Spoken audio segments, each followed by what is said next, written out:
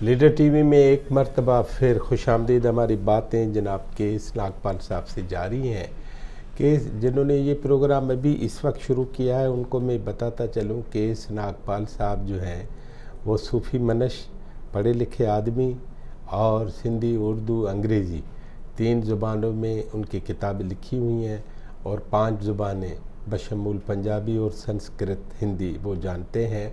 और उनका काम वो समझते हैं कि ये पूरी दुनिया इंसानों के लिए पैदा हुई है और उनका ख़्याल है कि मज़हब या धर्म या दीन ये सब बात की बातें हैं।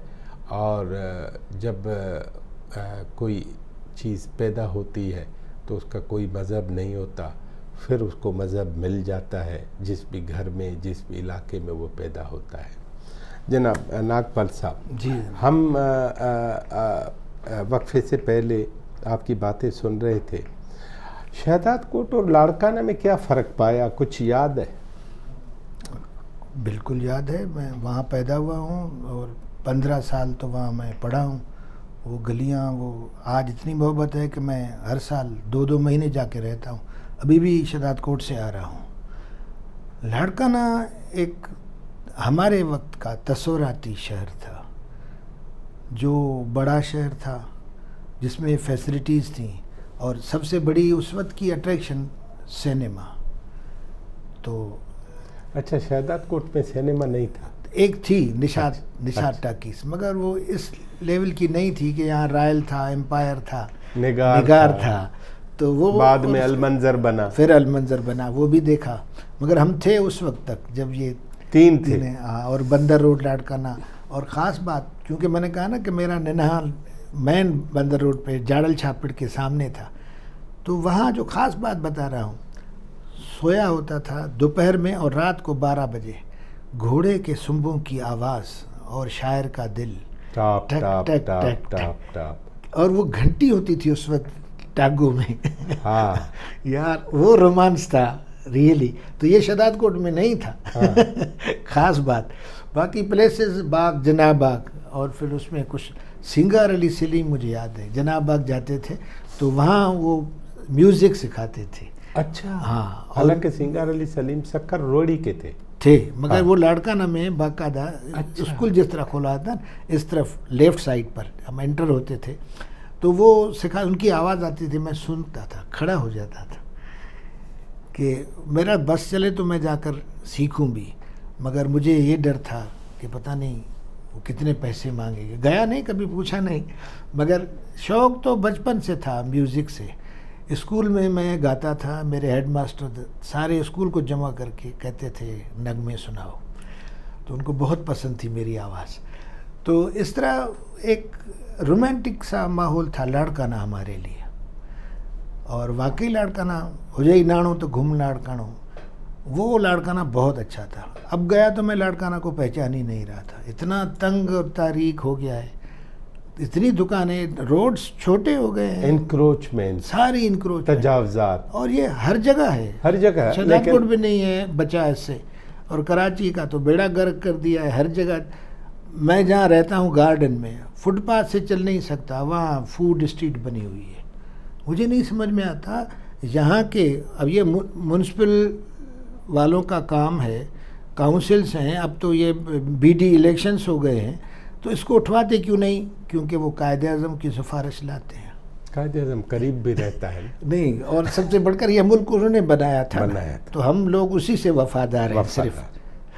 तो यार मुझे एक बात बताएं, हाँ, सिंगार अली सलीम, आप जिनाब पार्क के लेफ़्ट साइड को जाते देखते थे, आपको ये दिल में क्यों होता था कि यार पता नहीं पैसे कितने लेंगे सीखने के? ये हमारे अंदर में ये खौफ और ये तशवीश पहले से क्यों मौजूद है एक फ़ैसले की सूरत में? ये पूछना चाहता हूँ। ये इसलिए कि एक तो मेरे पास पैसे थे नहीं ना, नंबर 1 बात, कि मैं जैसे ना आज आप 10,000 का जूता खरीदते हैं, तो मेरे पास 10,000 होते तो मैं जूता ना खरीदता, मैं ये म्यूज़िक जाके सीखता।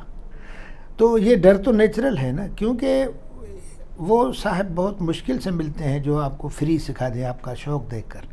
ये काम हमारे जैसे पागल करते हैं, ये CSS में एक बच्चा आया, नहीं क्या पता सिंगार अली पागल हो सकता है, हो सकता तो है। आप पहले किसी डिसीजन करते मुझे मैं सिर्फ उम्मीद नहीं इसी थी, पे मैं पूछ- वही कह रहा हूँ ना कि मुझे उससे उम्मीद नहीं थी इस बात की। जी, मैं वही कह रहा हूँ कि ऐसा भी कोई शख्स होगा।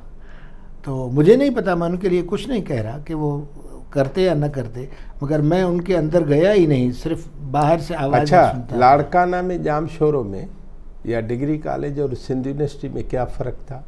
अभी आप कॉलेज और यूनिवर्सिटी का जी तर- जी जी, जायजा। यूनिवर्सिटी और सिंध यूनिवर्सिटी ये तो ख्वाबों का शहर है। यानी स्टेशन पर उतर कर जो पहली दफ़ा मैं जाम शोरों में उतरा रेलवे स्टेशन पर, ता हदे निगाह पहाड़ी पहाड़ थे। मुझे ये समझ में नहीं आता था यहाँ मैं रहूँगा कैसे, खाऊंगा क्या, क्योंकि वहाँ तो कुछ दिखाई नहीं देता।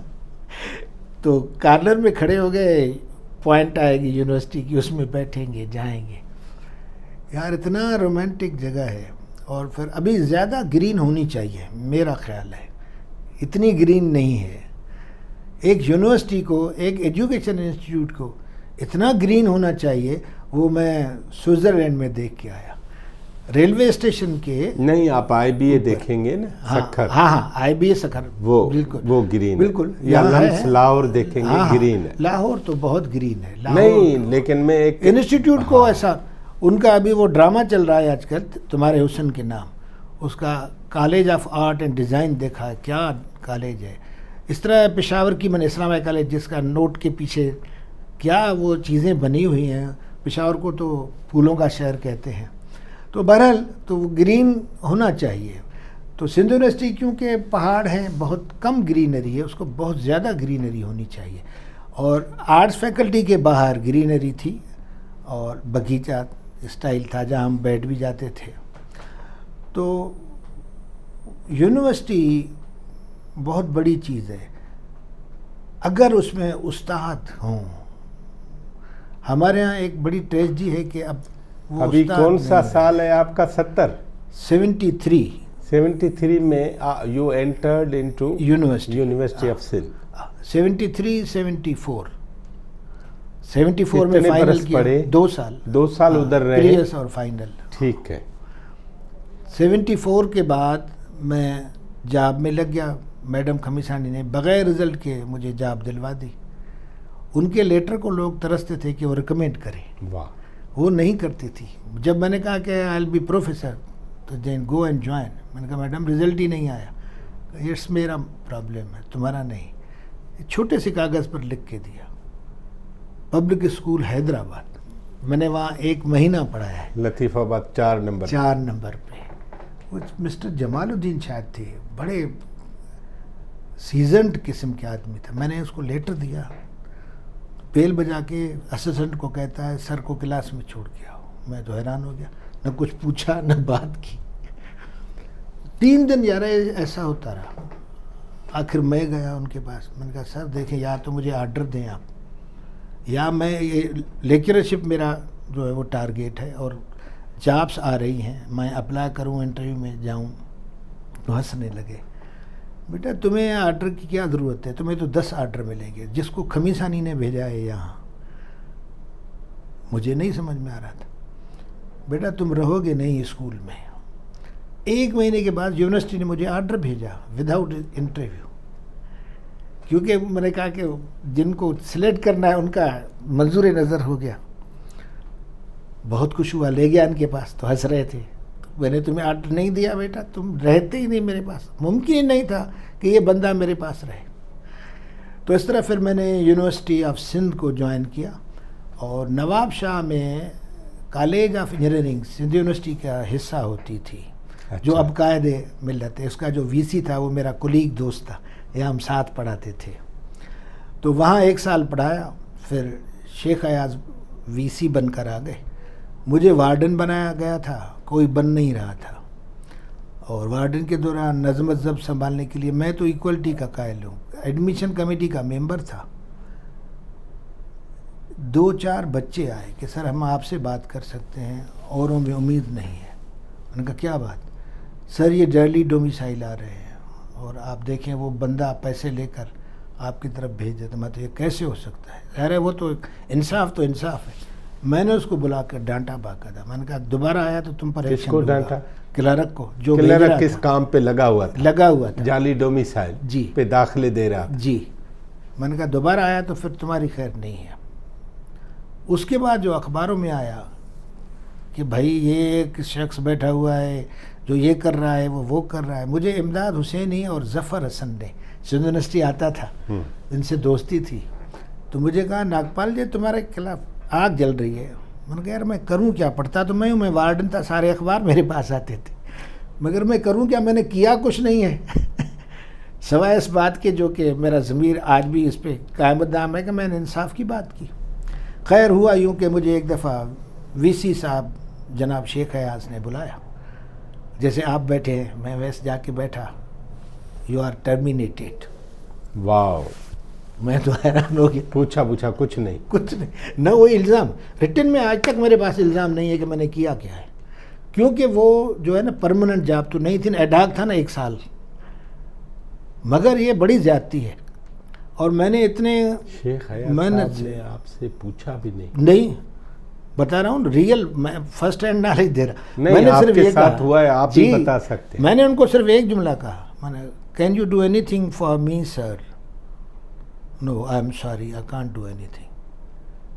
बहरहाल मैं वहाँ से चल उठ के आया। प्यार अली अल्लाना थे वज़ीर तालीम, और मुझे लोगों ने कहा तुम जो साहब के पास जाओ, वो इससे बात करेंगे।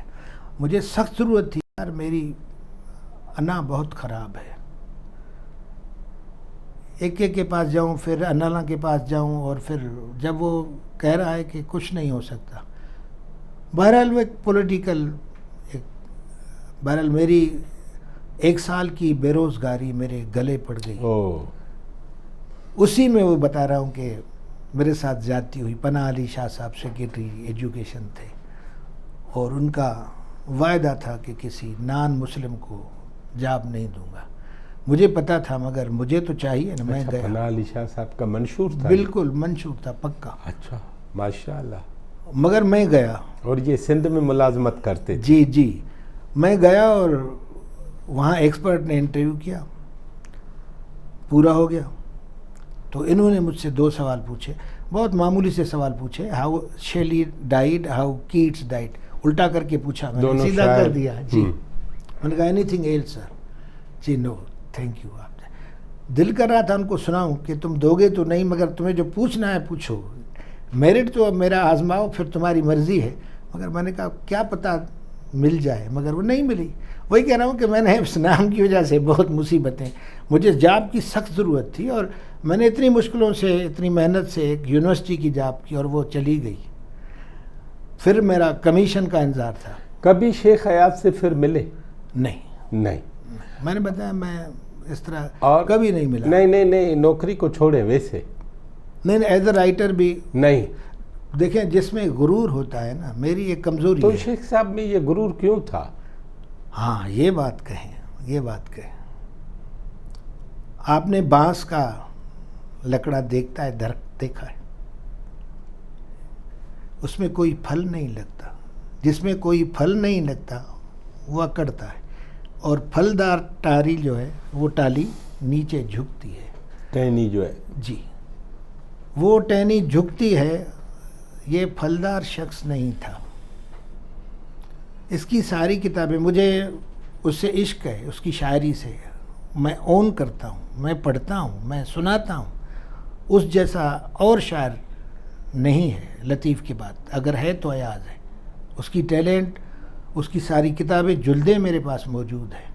वो अलग चीज़ है, वो मेरा कौमी सरमाया है, मगर वो इंसान किसी काम का नहीं था। तो वो जो, खैर ये मेरी बात बहुत से लोग शेयर करेंगे जो उनको करीब तर से जानते हैं, क्योंकि उन्होंने मुझे पहले अपने बंगले पे बुलाया था, और जो सवाल पूछा था वो मैं यहाँ दोहरा नहीं सकता। हिस्ट्री को क्या करेंगे हम, बताएं ना। मुझसे कह रहा है कि तुमने किसी लड़के के साथ तो नहीं बदफेली की? क्यों? तुम वार्डन हो और तुम्हारे खिलाफ अच्छा। इतनी रिपोर्टें आती हैं। यार मैं हैरान हो गया। मैंने कहा दिस इज क्रिमिनल माइंड, वकील है ना। Can you expect a person like me? यार रियली, तो वही कह रहा हूँ कि ये ज़हनियत थी। तो ऐसे शख्स से क्या मिलना। और जैसे मैंने कहा ना, यहाँ भी बड़े राइटर्स जो भी अकड़ू होते हैं ना, मैं उनके करीब भी नहीं जाता। दूसरी बात बताएं। मैं खुद को कुछ नहीं समझता ना, और जो अपने आप को बहुत कुछ समझते हैं समझने दें, मुझे क्या एतराज़ है जी। हाँ, दूसरी क्या बात? कोई सिस्टम यूनिवर्सिटी ऑफ सिंध में नहीं था कि एक मुलजिम हाँ, आया है तो उसको चार्जशीट करो। सबसे पहली बात ये है कि नहीं आप था मुझे नहीं, ये। चार्जशीट मुझे आज तक नहीं मिली, इवन टर्मिनेटर लेटर भी नहीं मिला। वो तो मैंने बहुत सालों के बाद वहाँ खुद जाकर किसी के ज़रिए हासिल किया, मगर मुझे करना क्या था, इसलिए। तो आपके पास तो मौजूद है ना टर्मिनेटर लेटर तो होगा अभी, वो जो मैंने बाद Termination में जो। हासिल करा, टर्मिनेशन का लेटर तो होगा, मगर वो ऐसे ही था, मतलब क्योंकि प्रोबेशन पीरियड था। और हाँ, ये वही ज़माना था जब शेख अयाज 14 प्रोफेसर इलियास समेत निकाले, ये वही ज़माना था। इलियास इश्की, नहीं, इलियास साहब जो खुद वाइस चांसलर बने थे, ये इलियास अबड़ो। अबड़ो, हाँ, ये असदुल्ला लाड अंग्रेजी के हाँ। 13 प्रोफेसर थे जिनको निकाला गया था। वो तो कोई और गेम थी, बहरहाल ये ज़माना वही था। नहीं गेम वैसे क्या थी मुझे मालूम नहीं है, बता ही दे। नहीं, मुझे क्या पता।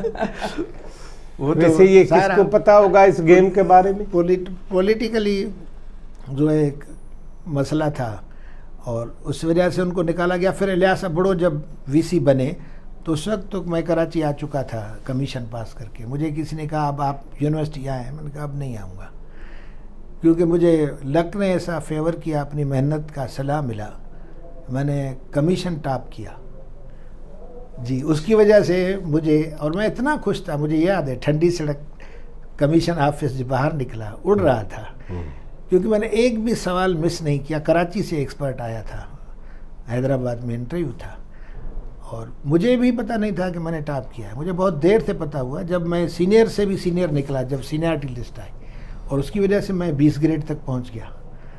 तो मुझे वो सलाह तो मिला अपनी मेहनत का, और मैं चाहूँगा कि आप मेहनत करें, कॉपी न करें प्लीज़। आपके अंदर एक एतमाद आएगा, और वो आप कुछ दे सकेंगे, कुछ लेंगे ही नहीं तो देंगे कहाँ से। तो मैं बहुत सेटिस्फाई रहा। अब मैं कहता हूँ कि मैं ये जो मुझे अल्लाह ने इज़्ज़त दी है कि मैं मोटिवेशनली स्पीकर हूँ कई जगहों पे, और लोगों को मैं फ़िलासफ़ी पढ़ाता रहा एक यूनिवर्सिटी में। मेरी 4 क्लासों के बाद एक स्टूडेंट आया, सर आपने मुझे उल्टा कर दिया। मैं समझ ही नहीं रहा था। मैंने कहा क्या मतलब? सर मैं बड़ा शैतान सिफत बंदा था, गुस्सीला, तोड़ फोड़ करने वाला। आपके 4 लेक्चर क्या सुने हैं, सीधा हो गया हूँ बिल्कुल। आपने मुझे उल्टा कर दिया है, मेरे घर वाले हैरान हैं, मेरे दोस्त हैरान हैं। तो उनको कहता हूँ बस नागवाल साहब से मिलो तो आपको पता। और आज तक वो बंदे मुझे अपने घर ले जाते हैं, अपने रिश्तेदारों, माँ बहनों से मिलाने के लिए। तो इसी तरह यहाँ हब टीवी और समा पे कुछ प्रोग्राम किए थे, वही तसव्वुफ़ पे, तो वो उसके भी बड़े अजीब व गरीब नताइज निकले। मतलब लोगों को स्ट्राइक करती है, मगर जो सुनने वाला हो, जिसकी डेप्थ हो। नूरुल हक इस वक्त तो मेरा बड़ा प्यारा दोस्त है, बहुत अदाकार बन गया है ड्रामा का। कल उससे बात हुई थी, तो वो उसने मेरा इंटरव्यू किया था। वो अजीब शख्स है, वाकई वो जानता है, उसके अंदर लगी हुई है, दर्द हो जिसके दिल में, उसको डिफ़ाइन करते हैं, या वो रोता है या हंसता है। वाकई ऐसा है, बड़ा प्यारा शख्स है, समझने वाला है। दूसरी रात भी मेरा इंटरव्यू था, मतलब वो इंटरव्यू मेरा करता था, अपनी बेगम को ले आया कि सर ये आपसे मिलना चाहती थी, रात को उसने आपको टीवी पे देखा था। इस तरह बहुत से लोग फिर आए जिनको वो चीज़ लग जाती है ना। और मेरा काम यही है कि दिलों को गुदास करो, उसमें नरमी पैदा करो, इंसानियत का दर्द पैदा करो। मर तो सब जाएंगे, बाकी ये इमारतें खड़ी करना, पैसे जमा करना, ये बेवकूफ़ी है। हाँ, कबीर कहता है साईं मुझे इतना दे, अरे मेरा गुज़र हो जाए, साधु भूखा न जाए, जो मेहमान आए वो भी खा के जाए, और मेरा बच्चों का पेट पालता रहे। तो ये है सूफ़ी था, जिनको आए तो ये बात है। और वो लोग जो ये दर्द रखते हैं, इंसानियत का दर्द रखते हैं, जिनके दिल गुदाज हैं, वो इससे फैज़ हासिल करते हैं और फैज़ देते हैं। अशफाक अहमद याद आ रहे हैं कि दूसरों की ज़िंदगियों में आसानियाँ पैदा करो, आसानियाँ बांटो, पैसे ना बांटो।